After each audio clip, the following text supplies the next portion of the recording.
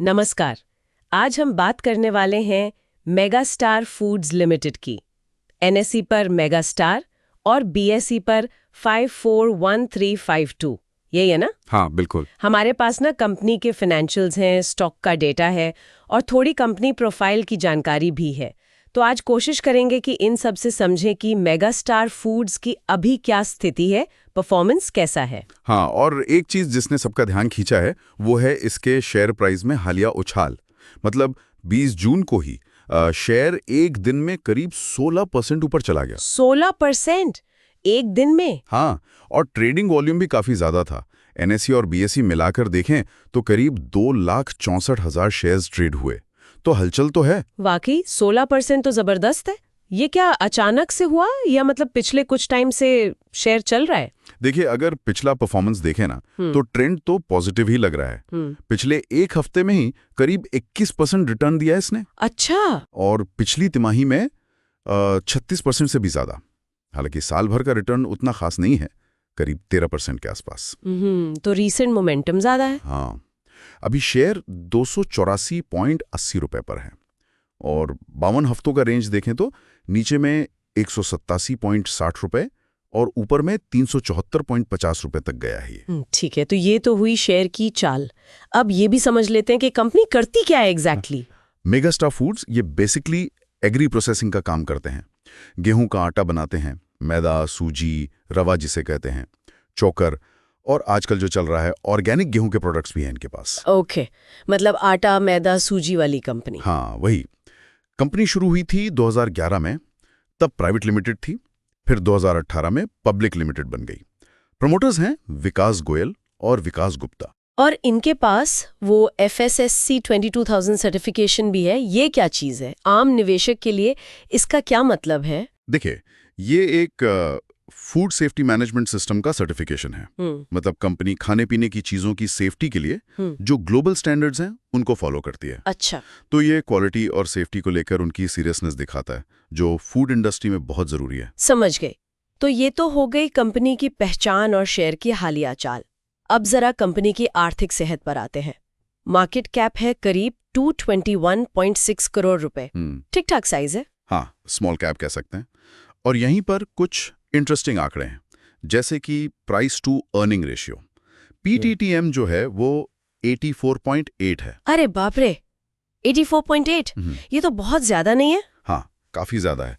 मतलब इंडस्ट्री के औसत से तो बहुत ऊपर है। शायद बाजार को आगे बहुत ग्रोथ की उम्मीद है, या फिर ये कहें कि शेयर अभी थोड़ा महंगा लग रहा है इस मैट्रिक पर। हो सकता है। लेकिन फिर price to book value PB वो 3.5 है। हाँ, आपने कहा ये इंडस्ट्री एवरेज से कम है। हाँ, ये इंडस्ट्री एवरेज से कम है। तो वैल्यूएशन को लेकर ना थोड़ी मिलीजुली सी तस्वीर दिख रही है। PE बहुत हाई है, PB कम है। और तिमाही नतीजों का क्या? वहां तो मैंने सुना कुछ कमाल का हुआ है। हाँ, तिमाही नतीजे काफी दमदार दिख रहे हैं। साल दर साल अगर रेवेन्यू ग्रोथ देखें, मतलब पिछले साल की इसी तिमाही के मुकाबले, तो वो करीब 94% बढ़ी है। 94%? ये तो जबरदस्त ग्रोथ है। क्या पूरी इंडस्ट्री में ऐसा है या मेगास्टार कुछ खास कर रहा है? नहीं, ये इंडस्ट्री के औसत से काफी ज्यादा है। और सिर्फ रेवेन्यू ही नहीं, तिमाही का जो नेट प्रॉफिट है वो भी साल दर साल करीब 54% ऊपर है। अच्छा, प्रॉफिट भी बढ़ा है। हाँ, तो ये दिखाता है कि हाल की तिमाहियों में या तो कंपनी ने बिक्री बहुत बढ़ाई है या फिर वो बेहतर मार्जिन निकाल पा रहे हैं। ये तो बहुत अच्छी खबर है कंपनी के लिए। लेकिन जब हम पूरे साल के नतीजों को देखते हैं, मार्च 2025 वाले, तो कहानी थोड़ी बदल जाती है ना? हाँ, यही वो पॉइंट है जहां थोड़ा सोचना पड़ता है। देखिए, पूरे साल का रेवेन्यू तो अच्छा बढ़ा है, करीब 37% बढ़कर 350 करोड़ रुपए हो गया। ये उनके पिछले ट्रैक रिकॉर्ड से भी बेहतर ग्रोथ है। ठीक है, यहाँ तक तो सब बढ़िया है। लेकिन जो सालाना नेट प्रॉफिट है वो करीब 39% गिर गया है, सिर्फ 4 करोड़ रुपए रह गया। और ये गिरावट जो है वो कंपनी के हिस्टोरिकल एवरेज से भी ज्यादा तेज है। 1 मिनट, तिमाही मुनाफा 54% ऊपर और सालाना मुनाफा 39% नीचे, ये कैसे हो सकता है? ये तो बड़ा अजीब विरोधाभास है। हाँ, ये वाकई अजीब है और इसी पर गौर करने की जरूरत है।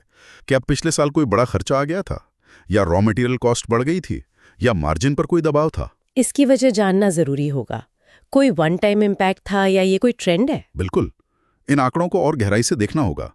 एक और छोटी सी बात, जो इंस्टीट्यूशनल होल्डिंग है, मतलब बड़े निवेशकों की हिस्सेदारी, वो थोड़ी बड़ी है।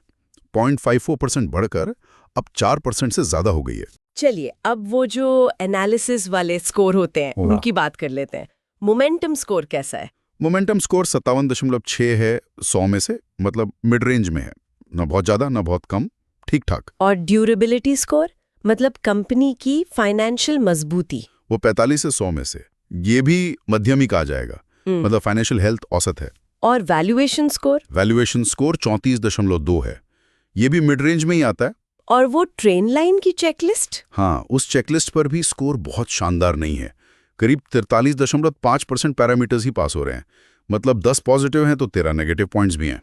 कुल मिलाकर ये स्कोर भी एक मिलीजुली तस्वीर ही दिखा रहे हैं। तो अगर हम पूरी बात को समेटें तो ये निकलता है कि शेयर हाल में तेजी से भागा है, तिमाही नतीजे बहुत अच्छे दिख रहे हैं रेवेन्यू और प्रॉफिट ग्रोथ के मामले में, लेकिन सालाना मुनाफे में एक बड़ी गिरावट है जो चिंता की बात है। सही कहा। और कंपनी की जो वित्तीय मजबूती है या वैल्यूएशन है वो स्कोर के हिसाब से औसत ही लग रहे हैं। बिल्कुल, और यहीं से वो बड़ा सवाल खड़ा होता है जिस पर निवेशकों को शायद सोचना चाहिए। ये जो तिमाही और सालाना मुनाफे के बीच इतना बड़ा अंतर दिख रहा है, इसकी असली वजह क्या हो सकती है? क्या ये सिर्फ एक शॉर्ट टर्म का उछाल है जो टिकेगा नहीं, या फिर ये किसी लंबी अवधि की प्रॉफिटेबिलिटी पर दबाव का संकेत है, और इसका कंपनी के भविष्य पर क्या असर पड़ सकता है? हाँ, ये सवाल तो बनता है। इस विरोधाभास के पीछे की कहानी क्या है, ये समझना बहुत जरूरी होगा आगे के लिए।